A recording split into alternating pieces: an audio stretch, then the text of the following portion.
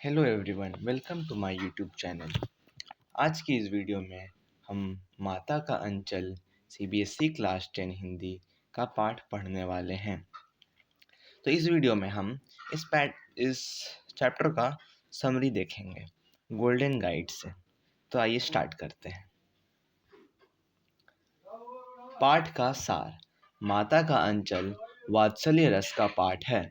इसमें लेखक ने अपने शैशव काल के खेल, तमाशों, रुचियों, आरुचियों और शरारतों को मनोरम वर्णन किया है। पाठ का सार इस प्रकार है।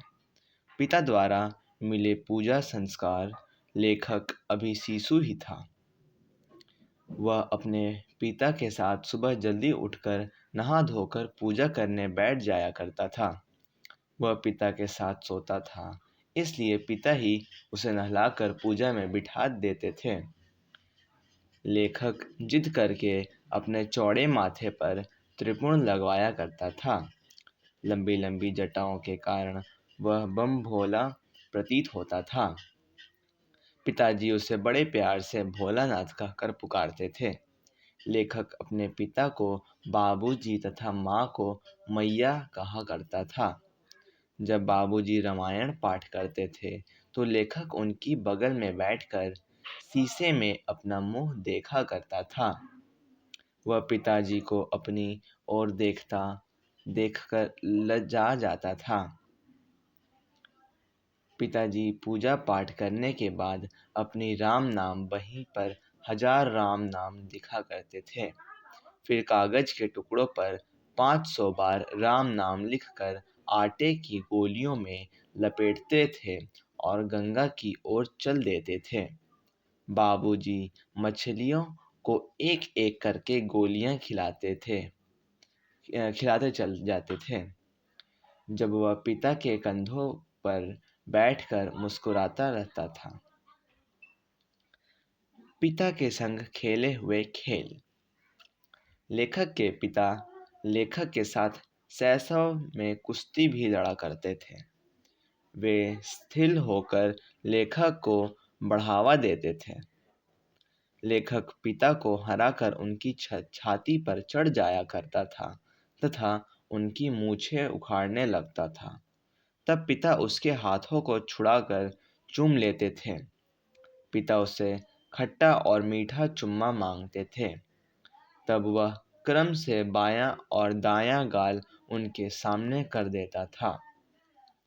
इसके बाद पिता अपनी मूछ दाढ़ी उसके कोमल गालों पर गड़ा देते थे। लेखक फिर से उनकी मूछें नोचने लगता था तथा तब पिता झूठ मूठ रोने लगते थे। लाड प्यार से भोजन करना। लेखक हंसते खेलते हुए अपने पिता के साथ ही भोजन किया करता था। पिता अपने हाथों से उसे खिलाते थे। जब उसका पेट भर जाता था तो मैया फिर से खिलाने की जिद करती।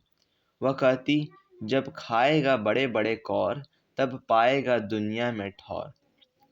आप मर्दुए बच्चों को खिलाना क्या जाने। बच्चों का पेट तो महतारी के हाथों खाने से ही भरता है। तब माँ दही भात सान कर तोता मैना कबूतर हंस मोर आदि के नाम लेकर उसे खिलाती चली जाती थी। उसके बाद वह रस्सी से बंधा लकड़ी का घोड़ा लेकर गली में खेलने निकल पड़ता था। कभी कभी मैया जबरदस्ती उसके सिर पर चुल्लू भर कड़वा तेल डाल देती थी। लेखक रोता था, छटपटाता था, परंतु मैया उसकी नाभि तथा माथे पर बिंदी लगाकर, चोटी गूंथकर, उसमें फूलदार लट्टू बांधकर, रंगीन कुर्ता टोपी पहनाकर ही भेजती थी। लेखक रोते सिसकते हुए माँ से छूट पाता था। तरह तरह के खेल। रोते सिसकाते हुए भी जब उसे अपने साथियों का झुंड खड़ा मिल जाता था तो वह उनके साथ खेल तमाशा करने लगता था। उनके खेल नाटकों जैसे हुआ करते थे। कभी वे चबूतरे के एक कोने को अपना नाटक घर बनाकर उस पर मिठाई की दुकान लगाते थे। उस दुकान में कागज का चंदवा ताना जाता था। ढेले पत्ते, गीली मिट्टी और ठिकरों से मिठाइयाँ बनती थीं। इन मिठाइयों के वे ही खरीदार और वे ही दुकानदार होते थे। बाबूजी भी उसमें शामिल हो जाते थे। थोड़ी देर बाद घरौंदा बनाया जाता। तिनकों का छप्पर, दिया सलाई की पेटियों और किवाड़, घड़े के मुंह का चूल्हा, चक्की, दिए, कढ़ाई और पूजा की आचमनी से कलछी बनाई जाती। पानी, धूल और बालू को मिलाकर ज्योनार तैयार किया जाता। फिर पंगत बैठती। पंगत के अंत में पिताजी भी जिमने आ बैठते। उन्हें बैठे देखकर सब हंसने लगते और घरौंदा बिगाड़कर भाग जाते थे। वे लोटपोट होकर पूछा करते, फिर कब भोज होगा भोलानाथ। कभी कभी बारात निकाली जाती। उसमें कनस्तर का तंबूरा बजता, ओमोले की शहनाई बजती, चूहेदानी की पालकी बनती। वे समधी बनकर बकरे पर चढ़ते और चबूतरे के दूसरे कोने तक बारात ले जाते। वहां गोबर से लिपे और आम तथा केले की टहनियाँ से सजे आंगन में कुलीहे का कलसा रखा होता था। वहां खटोली पर लाल ओहार डालकर दुल्हन को चढ़ाया जाता। जैसे ही बाबूजी दुल्हन का मुंह देखने पहुंचते, सब बच्चे हंसकर भाग जाते थे। कभी कभी खेती करने का नाटक किया जाता था। घिरनी और मूंज की पतली रस्सी पर गड़ाड़ी चढ़ाकर कुआं तैयार किया जाता। दो लड़के बैल बनकर मोट खींचते, कंकड़ के बीज बनते। फसल तैयार होने पर हाथों हाथ काट ली जाती थी। उस समय गाया जाता था, ऊंच नीच में बई कियारी, जो उपजी सो भई हमारी। फिर फसल को एक जगह रखकर रौंदा जाता, उसे ओसाया जाता। मिट्टी के दिए को तराजू बनाकर फसल तोली जाती। उसी बीच बाबूजी आकर पूछते, इस साल की खेती कैसी रही भोलानाथ। यह सुनकर बच्चे हंसने लगते। कभी कभी बटोही भी इन खेलों को देखने के लिए खड़े हो जाते थे। हुल्लड़बाजी और मस्ती। कभी कभी वे ददरी के मेले में जाने वालों को देखकर गाने लगते, चलो भैया ददरी, सातु पिसान की मोटरी। वे किसी दूल्हे के आगे आगे जाने वाली पालकी को देखकर चिल्लाने लगते, रहरी में रहरी, पुरान रहरी, डोला के कनिया हमार मेहरी। एक बार एक घोड़े के मुंह जैसे बूढ़े वर ने उन्हें दूर तक खदेड़कर ढेलों से मारा था।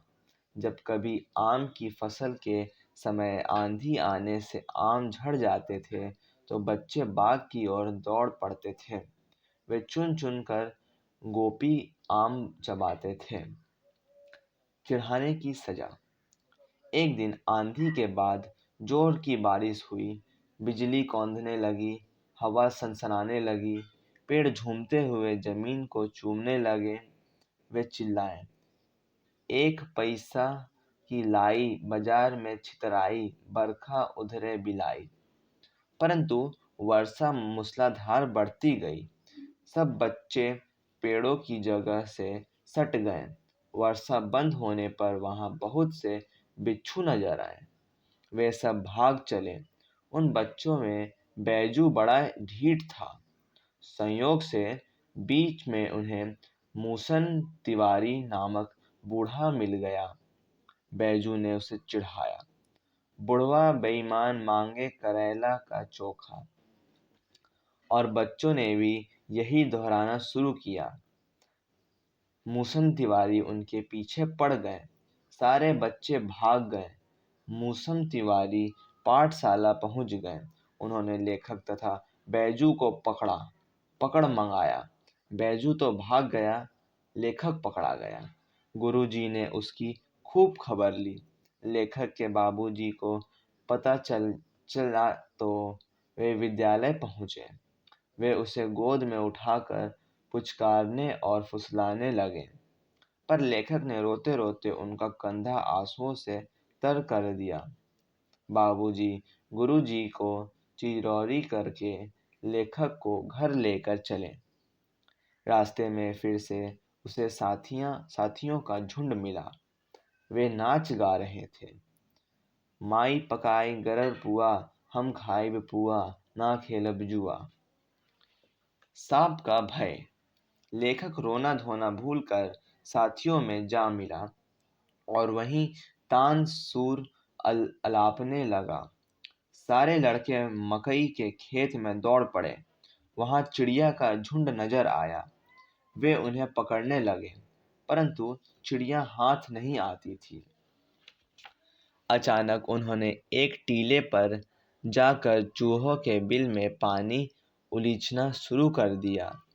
तभी वहां एक सांप निकल आया। सब बच्चे रोते चिल्लाते बेतहाशा भागे। कोई औंधा गिरा, कोई चित, किसी का सिर फूटा, किसी का दांत। सारी देह लुलहाने हो गई। पैरों के तलवे कांटों से छलनी हो गए।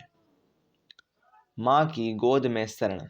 लेखक बदमाश का होकर दौड़ा हुआ आया और घर में घुस गया। बाबूजी बरामदे में हुक्का गुड़गुड़ा रहे थे। उन्होंने पुकारा, किंतु लेखक सीधे मैया के गोद में जा छिपा। बच्चे को कांपता देखकर माँ रोने लगी और उसके अंग दबाने तथा चूमने लगी। वह उससे डरने का कारण पूछने लगी। उन्होंने झटपट हल्दी पीसकर घावों पर पोंछी। घर में कोहराम मच गया। लेखक धीमे स्वर में सा ही कह पाता। सारा शरीर थर थर कांप रहा था। आंखें चाहकर भी नहीं खुलती थी। मैया उसे बड़े लाड से गले लगाए हुए थी। बाबूजी ने दौड़कर अपनी गोद में लेना चाहा, किंतु लेखक ने माँ का आंचल न छोड़ा। तो इस वीडियो में हमने इस चैप्टर का पूरा कंप्लीट समरी देख लिया। अब मिलते हैं नेक्स्ट वीडियो में, तब तक के लिए बाय।